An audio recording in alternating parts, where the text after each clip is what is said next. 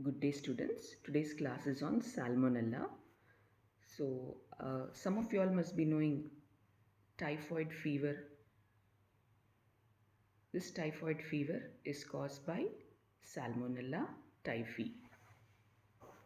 So, in today's class, we're going to know the causative agents of typhoid fever, which is also known as enteric fever, and we'll be knowing about its morphology and antigenic structure, pathogenesis and clinical manifestations, and what are the samples which should be collected for laboratory diagnosis, and we're also going to know the prevention and treatment for enteric fever.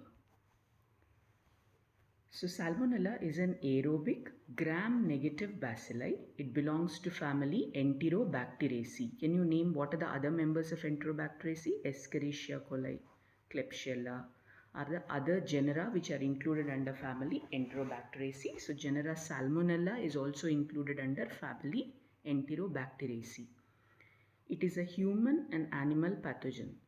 So Salmonella causes disease in humans as well as animals. Salmonellosis, the disease caused by Salmonella is known as salmonellosis.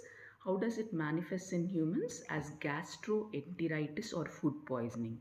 Say following ingestion of contaminated food and water, the food and water which is contaminated by Salmonella bacteria, there will be inflammation in the gastrointestinal tract known as gastroenteritis, which is a local infection. And if the infection further spreads into the bloodstream, it causes systemic infection to manifest as typhoid fever, which is also known as enteric fever, and it results in septicemia, and the bacteria travel via the bloodstream to various organs, lodge there and cause variety of diseases. Sometimes it can give rise to carrier state. We already discussed what is carrier state. What is it?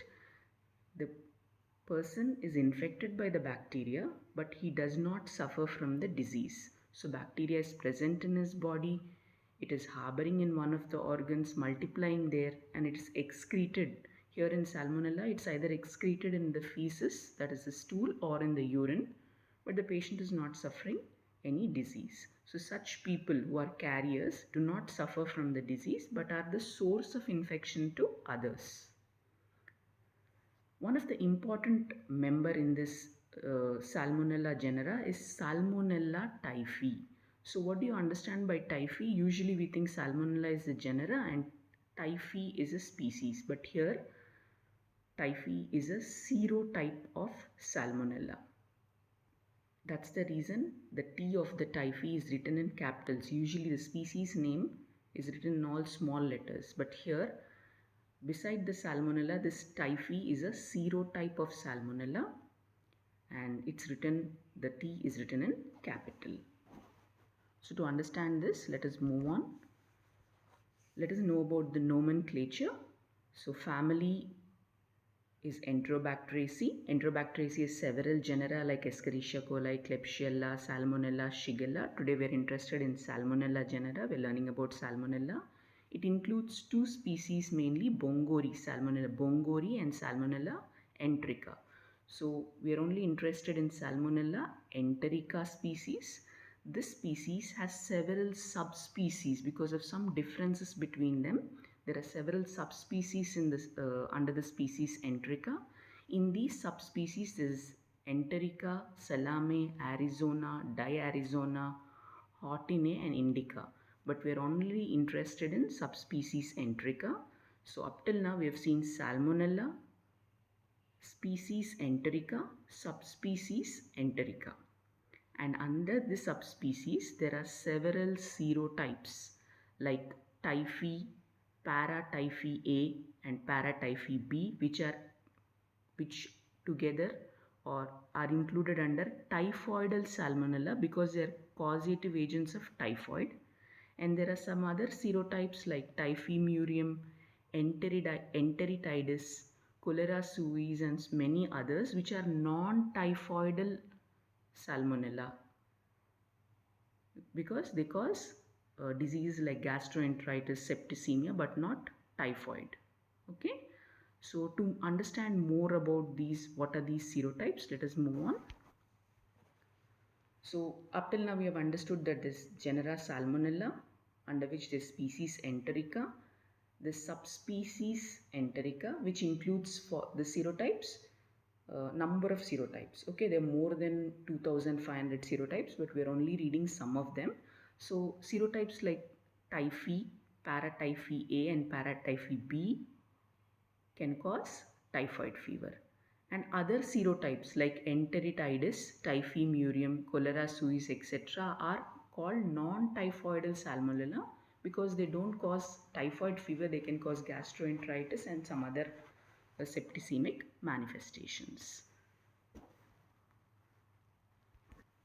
So it's very difficult to write this lengthy name, Salmonella enterica, subspecies enterica, and serotype typhi. So instead, after the generic, the name genera Salmonella, we are directly writing the serotype. For example, Salmonella typhi. And when you write serotype, always the first alphabet is in capital, not like in species name where the first alphabet is in the small letters. Okay. So to further understand why these serotypes and all, we have to know the antigenic structure of the bacteria. So antigenic structure of Salmonella includes three important antigens. One is somatic antigen, which is known as O antigen, which is present in the cell wall of the bacteria. And this O antigen is not single, there are 67 O antigens. So some Salmonella have couple of O antigens and others some other O antigens. And these O antigens are because there are 67, they are designated by numerals 1, 2, 3, 4 and so on. Then there are flagellar antigens. Flagella, you know, is organ of motility. And this flagellar antigen also occurs in two forms. There are phase 1 antigens and phase 2 antigens. Most of the Salmonella have phase 1 antigens, which are again, there are many of them. So they're designated by alphabets A, B, C. And couple of Salmonella have both phase 1 and phase 2 antigens when they are called as diphasic. And Salmonella serotypes like Salmonella gallinarum doesn't have flagella at all.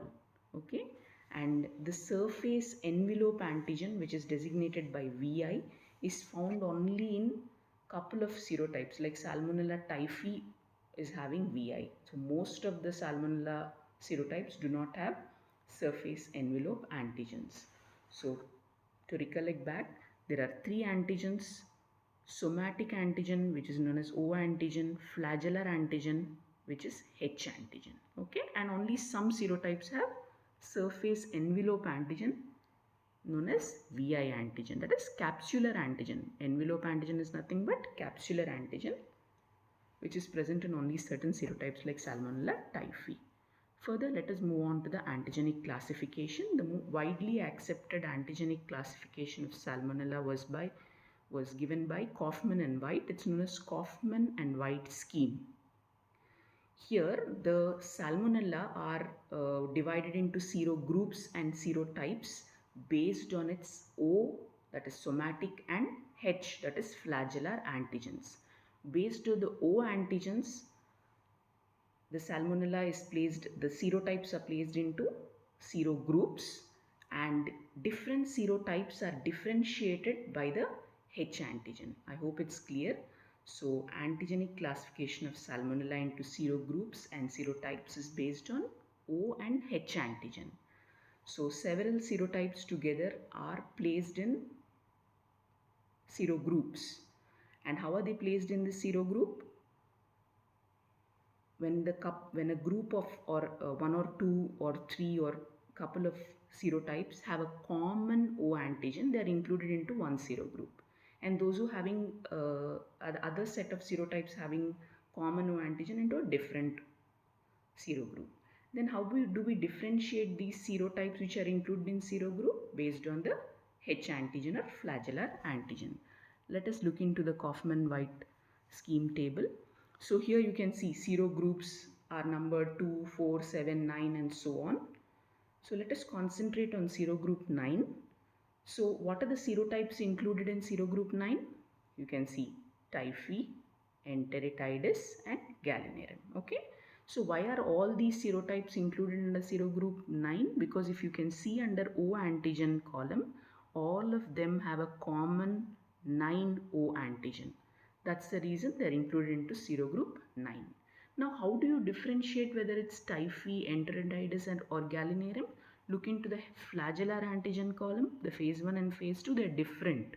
Okay, like the typhi serotype is having the phase 1 antigen is D, and enteritis is, having H antigen G and M phase 1. And gallinarum is not having flagellar antigen at all, it is non-motile. Okay. So that's about Kaufman and White scheme. And one more thing, please notice here, students, under the O antigen column, paratyphi A, paratyphi B, and typhi, all of them are having one common antigen, which is 12. O antigen, which is 12. Please notice that. Now let us move on to know more about typhoidal salmonella, that is the agents which cause typhoid fever. What are they? Salmonella typhi, Salmonella paratyphi A, Salmonella paratyphi B. Then how do they cause this disease? Let us look into pathogenesis. The source of infection is, we all are one are the carriers. Asymptomatic carriers can be the source of infection, like especially the cooks when you're in a hostel. If a cook is infected, who is a carrier, he can spread infection to the students in the hostel. Okay. So how is this disease transmitted? By ingestion of contaminated food and water. Say the food or water is contaminated with the salmonella bacteria. Say the cook has cooked by not properly washing the hands. So the bacteria enters into the food, and if it's consumed, it can lead to typhoid fever. So once it is ingested orally, it enters the intestines, adheres to the intestinal epithelial cells, multiplies there, enters into the intestinal cells, multiplies there, destroys them, and further reaches the submucosa. And once it reaches the submucosa, it is phagocytosed by the macrophage, the human defense cell, okay, by the macrophage. The macrophages carry them via the lymphatics and they enter into the bloodstream. And once they reach the bloodstream, they reach the reticuloendothelial system mainly. That is, they reach the liver, gallbladder, spleen, bone marrow, so on. And here you have to know one thing. The bile present in the gallbladder is, a good medium for the growth of Salmonella bacteria. So it multiplies very well in the bile of the gallbladder and it re-enters the intestines and further destroys the intestinal epithelial cells, causing intestinal ulcers. And at the same time, it is present in the bloodstream, reaches various organs, it can even reach the kidney, it can reach even the lungs, and it causes variety of manifestations. Let us see the clinical manifestations. Here in Salmonella, in typhoid fever, the incubation period is 10 to 14 days. What do you mean by incubation period? It's a period from the time the bacteria is entered into the body till there are some symptoms which are manifested. So here for the typhoid, the incubation period is 10 to 14 days and the patient manifests with fever, headache, myalgia, that is body pains, diarrhea, that is loose motions, or he can also manifest with constipation sometimes, okay, where he doesn't pass motions at all. He doesn't pass stool at all. Next, abdominal pain, nausea, that is sensation of vomiting. Vomiting as such are the manifestations. And if you look at the fever here, the fever pattern is known as step ladder pattern. That is, once the fever starts, it goes on rising. There's no, if he's left untreated, it keeps on increasing. You can see in the chart onto the right side where the number of days of illness and temperature and pulse are recorded. The red one is the fever spike. You can see how it is rising and looks like a ladder, the steps of the ladder. That's why it's known as step ladder fever. The other name for fever is pyrexia, so it's known as step ladder pyrexia. And in 30% of the patients, there are also some red spots, light or pale rose red spots on the trunk and the chest, which is a maculopapular rash. And when you palpate and see, there will be enlargement of the liver and spleen, known as hepatomegaly and splenomegaly, together known as hepatosplenomegaly. and there is when you check his pulse, there is relative bradycardia. What is relative bradycardia?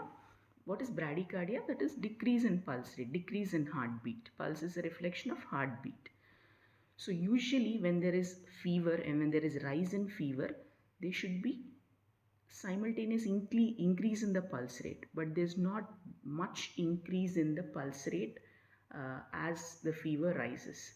That's why it's known as relative bradycardia. You can see the green spike in the chart there. The heart rate or the pulse rate is not that much increasing compared to the rise in the temperature. Okay.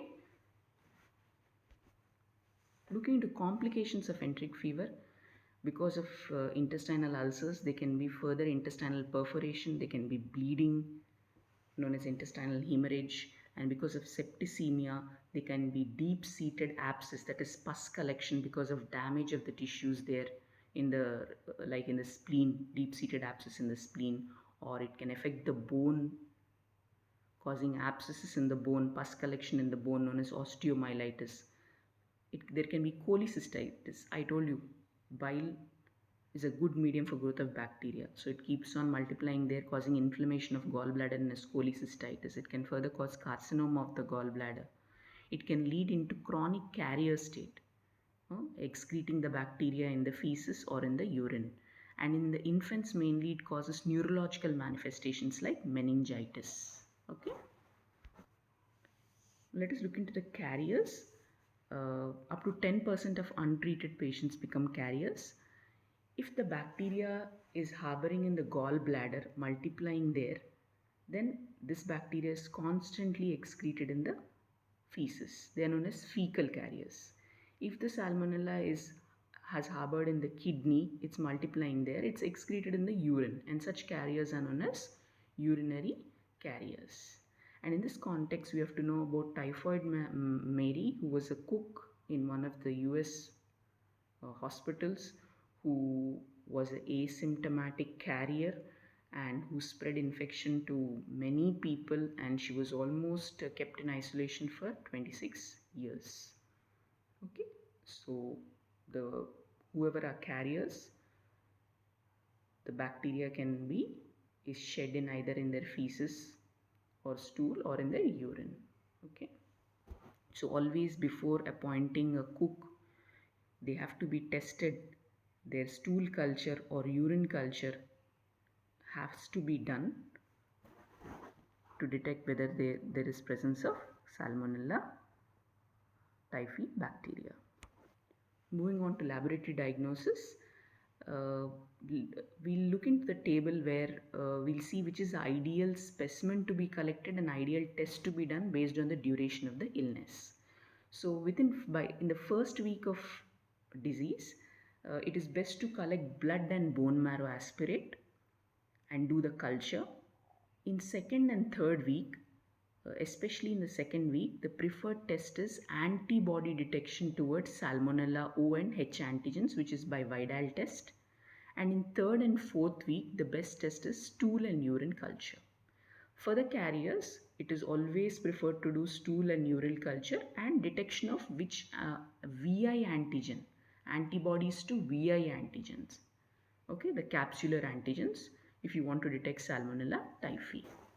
So please remember students, during first week, the best test is blood culture or bone marrow aspirate culture.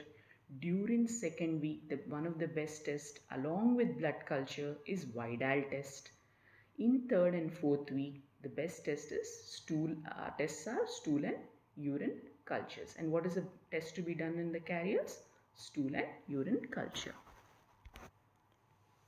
So let us look into blood culture. So the sample is blood. We can also do bone marrow, take a bone marrow aspirate and do a culture. The culture media is BHI broth, that is brain heart infusion broth. You can see the bottles here. You have to collect the blood or the bone marrow aspirate and inoculate into these liquid culture bottles which are provided by the microbiology lab. And if you can see here, there is a smaller bottle, one with a red cap and a bigger bottle. So for the children, you can take a 20 ml bottle and 2 ml blood can be collected from children and inoculated into this broth. And for the adults, it's a 70 ml broth. So 7 to 10 ml of blood can be collected and can be inoculated into the broth, and immediately it should be transported to the laboratory where it is incubated in an incubator at 37 degrees centigrade. And once it's incubated for 24 hours, the next day it is subcultured onto blood agar and McConkey agar. And if there is the bacteria present in the blood, then on the blood agar the colonies are gray and they are usually translucent colonies. Okay, and on the McConkey agar they are pale colonies, that is they do not ferment the sugar lactose present in the McConkey. So they give pale or non-lactose fermenting colonies, which you can see here in this picture. Further, after the colony has grown, the identification is by gram stain. When you do gram stain, they are gram-negative bacilli, and you can do series of biochemical tests like catalase, oxidase, indole, TSI, and so on. You don't need to know about them. And you have to do serological confirmation. The confirmation is by the serological slide agglutination test with O and H antigens. Okay, so how do you do it? You take a slide, say you're suspecting that the colony is of Salmonella typhi. You take a glass slide, add a drop of saline on it. Here you can see they've added 3 drops of saline, and you pick up the colony and emulsify it in each drop, make a milky white suspension. One you leave as a control.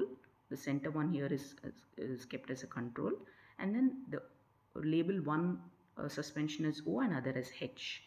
In O suspension, you have to add an antibody against O antigen. Say you're suspecting Salmonella typhi, you have to add anti-D-O antigen. Okay, so if it is Salmonella typhi, there will be clumping or agglutination seen, which you can see here in the saline drop labeled, in the suspension labeled O. Next, for the H antigen, you have to add anti-D antibody, okay, because the specific antigen O antigen is 9, and for the H antigen it is a D antigen. So you have to add an antibody against D, anti-D anti-sera has to be added, and you can see the clumping. Okay, only after this we can confirm it as Salmonella typhi. Okay, similarly if it's Paratyphi A or Paratyphi B, you use a different set of O and H antigens. Moving on to stool culture.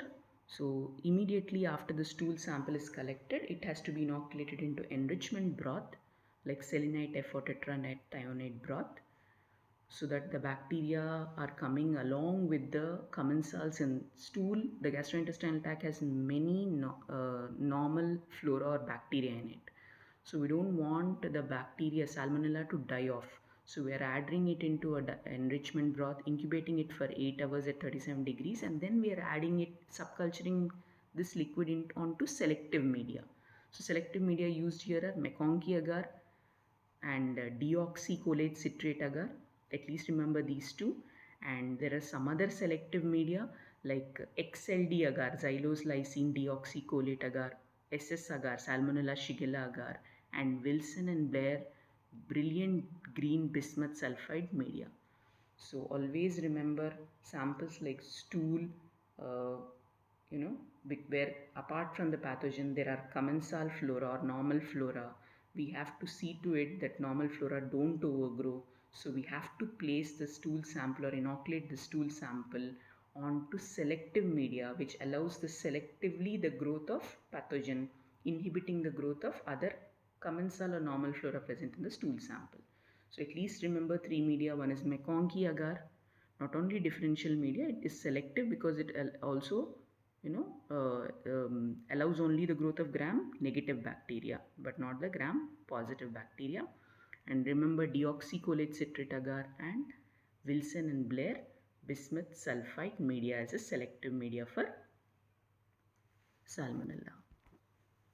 So further, the colony is identified by gram stain biochemical test and confirmed by serological slide agglutination test with O and H antigens. You can see here in XLD agar, the colonies are red with a black center, Salmonella typhi colonies, and on Wilson and Blair bismuth sulfite agar, also there are black colonies formed. The black colonies are formed because of H2S formed by Salmonella typhi.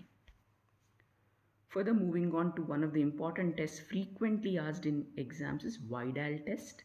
Widal test is a agglutination test. It can be tube or slide agglutination. So it is used to detect antibodies against O and H antigens of Salmonella typhi or Paratyphi A or B in patient's serum. So basically it is a test to detect O and H antibodies present in the patient's serum. So what are the antigens used? We have to use 4 antigens here. One is O antigen, which is common for all Salmonella. When I was speaking in Kaufman-White scheme, I asked you to notice Salmonella paratyphi A, paratyphi B and typhi were having a common O antigen factor 12. So for all of them, you can use a common O antigen 12, which is blue in color. That's why I've written the O antigen in blue. And the 3 other antigens are H antigens of Salmonella typhi, H antigen of Salmonella paratyphi A, and H antigen of Salmonella paratyphi B, which are all, these antigens are colored pink. Okay, please remember O antigen is blue and all other H antigens are pink in color. And this test was first detected by was done by George Widal. That's why it's known as Widal test. Looking to the procedure, first you have to collect the patient's serum and make serial doubling dilutions of this patient's serum with normal saline. Dilutions from 1 in 10 to 1 in 20, 1 in 40, 1 in 80, 1 in 160, 1 in 320, 1 in 640, 1 in 1280. So many dilutions are made. So such sets 4 are made because we have to test for how many antigens? 4 antigens. O antigen, which is common for all of them, and H antigens, which are different for typhi, paratyphi A and paratyphi B. And to these 4 sets, we add respective antigen. So for one you add O antigen, for the next one you add H of Salmonella typhi next set, and the third set you add H antigen of paratyphi A, and for the fourth set you add the H antigen of paratyphi B, known as, you given here our TO is a O antigen, TH is the H antigen of typhi, AH is a H antigen of para A, and BH is a H antigen of para B. Then all these test tubes are incubated at 37 degrees overnight, and the next day you see for which is the highest dilution of serum which is showing agglutination. Is there agglutination or no? If there is agglutination, what is the dilution, highest dilution which is showing? Not all dilutions, we're only interested in highest dilution which is showing agglutination. So this is how the Widal test is done. You can see, if you can see, this Widal rack is having 4 sets of tubes. The blue ones is a O antigen, and behind there are 3 more sets which are pink in color because of the H antigens which are being tested. So if there is agglutination for the O, which is blue in color, the agglutination is compact, it's chalky and granular clumps seen as a sediment below with a clear supernatant fluid. You can see at the right, the positive one, where there is a compact chalky clump at the base, and the supernatant fluid, the fluid above, is clear. For the H agglutination, which the antigen is pink in color, there will be loose, fluffy, cottony clumps at the bottom with a clear supernatant fluid. You can see in the picture on the right. And when there is no agglutination, there is nothing like this, but there is a small button formation at the bottom of the tube, and the fluid above, the supernatant fluid above, also is hazy. You can see in the negative of both O and H antigens where there is no agglutination. So when you're giving the result, you cannot give the dilution as a result. So titer is given as a result. What is a titer? It is a reciprocal of the highest dilution of the sera at which agglutination occurs. So say if the agglutination has occurred in the tube with a dilution of 1 in 320, you give it the result as not as 1 in 320, you give it as 320. So here the negative result is no agglutination being seen in all the tubes, or agglutination being seen only in tubes which are diluted 1 in 20, 1 in 40. Okay.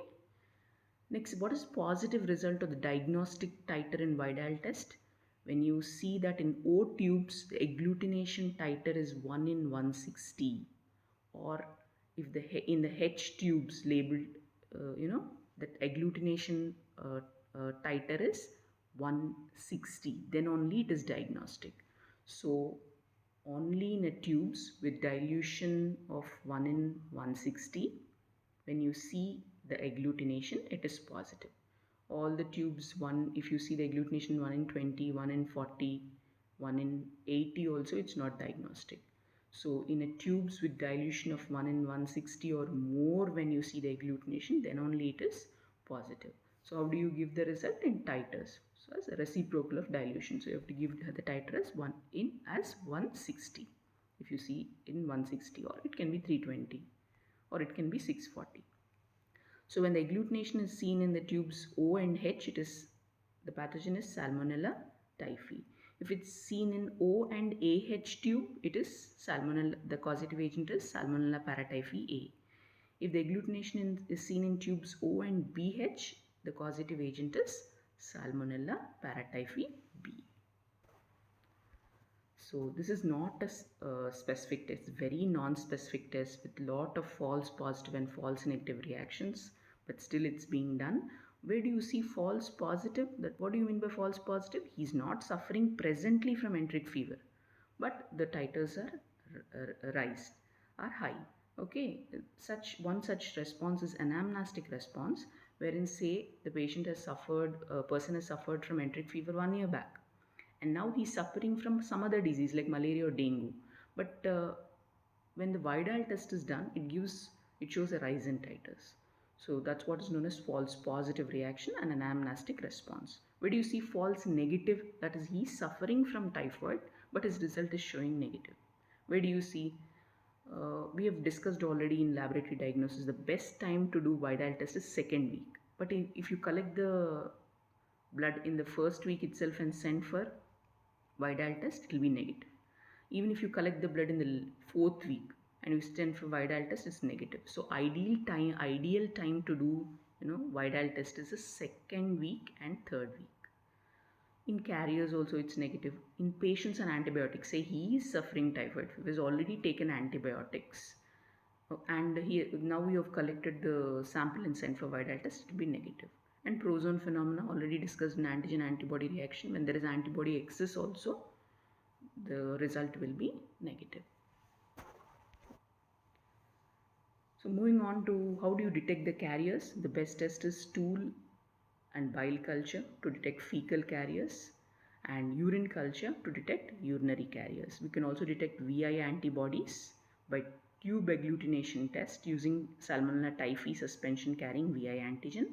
And in the community also we can trace the carriers by isolating the Salmonella from the sewage, from the drainage in those communities, and culturing the sewage to detect whether the Salmonella is present or not. Looking into treatment and prevention, the drug of choice for typhoid fever is ciprofloxacin, and other antibiotics are ceftriaxone, azithromycin. And the preventive measures are general measures like proper hand wash, avoid eating raw vegetables and fruits, eating or drinking boiled water, so that you can prevent the infection. And immunoprophylaxis is vaccine. There are vaccines available. So there are 3 vaccines. One is live attenuated oral vaccine, which is given orally, but it's only for those who over 6 years of age. It is given as 3 doses on alternate days. That is, you take on day 1, then you take on day 3, and then on day 5. Now this is a whole cell killed vaccine, which is administered subcutaneously. It's given for over 6 months of age, those who are over 6 months of age, and it's given as 2 doses, which at least 4 to 8 weeks apart. Next is a VI polysaccharide, a capsular vaccine, which is given intramuscularly or subcutaneously, and it is only for those who over 2 years of age. It is given as single dose. So that was about typhoid fever. Let us move on to non-typhoidal salmonella. The causative agents of non-typhoidal salmonella are Salmonella typhimurium, enteritidis, Salmonella cholera suis, and so on, etc. It's a zoonosis. We've already studied the Salmonella is also an animal pathogen. So any food which is not properly washed or undercooked or taken raw, if the pathogen is present in them, we can get the infection. Say you have taken eggs, you want to eat eggs, you have not washed them properly or not cooked them properly. or any meat which is been undercooked, milk which has not been boiled, then when you ingest them, you get the infection. What are the manifestations caused by these non-typhoidal salmonella? Gastroenteritis. It manifests as nausea, vomiting, watery diarrhea. Diarrhea is nothing but loose motions, fever and abdominal pain or abdominal cramps. And other manifestations can be endocarditis, inflammation of the endocardium of the heart, osteomyelitis, the bone is affected, pyelonephritis, kidneys are affected. There can be abscess in the liver and spleen, hepatic abscess or splenic abscess, inflammation of the gallbladder known as cholecystitis. What is the treatment? Usually, the gastroenteritis caused by non-typhoidal salmonella is self-limiting. So only thing we have to do is, because of dehydration, lot of loose motions and all, we have to take lot of fluids. We take ORS, we take a lot of fluids. Okay, only in severe cases you have to treat with antibiotics like ciprofloxacin, and if there is septicemia, we can go for antibiotics like ceftriaxone. So now let us know more about gastroenteritis, also known as food poisoning, which is inflammation or irritation of the gastrointestinal tract, that is stomach and the intestines. So gastroenteritis presents as nausea, that is sensation of vomiting, vomiting as such, abdominal pain, diarrhea and fever. Now what is diarrhea as such? For a clinical condition to be called as diarrhea, there should be 3 or more loose stools being passed within 24 hours. There's one more term, dysentery, where along with the there is passage of blood in the stool. When there is passage of blood in the stool, it's known as dysentery. Let us look into the causative agents of gastroenteritis. The bacterial agents are Escherichia coli, in which enterotoxigenic E. coli, ETEC, enteroinvasive E. coli, and verocytotoxigenic E. coli are the ones which cause gastroenteritis. Salmonella, we have seen Salmonella typhi, paratyphi, Typhimurium enteritidis, Shigella, Vibrio cholera, Staphylococcus aureus, Bacillus cereus, Clostridium perfringens, Clostridium difficile. Among viruses, there are rotavirus, norovirus, calcivirus, adenovirus. And among parasites, it's Entemiba histolytica, Giardia lamblia, Cryptosporidium, Balantidium coli, Trichuris trichura. And fungi causing gastroenteritis are Candida, Aspergillus and Mucus, but this is mainly only in immunocompromised patients. You can see here some of the bacteria are labeled red. I've highlighted them in red because in these there is passage of even blood in the stools known as dysentery. Okay. So they can ask, list the causative agents of gastroenteritis and write about the laboratory diagnosis of typhoid fever is one of the important questions. They can ask Widal test, which is frequently asked. Kaufman and White scheme can be a short note, so it's better to know about it briefly. Thank you.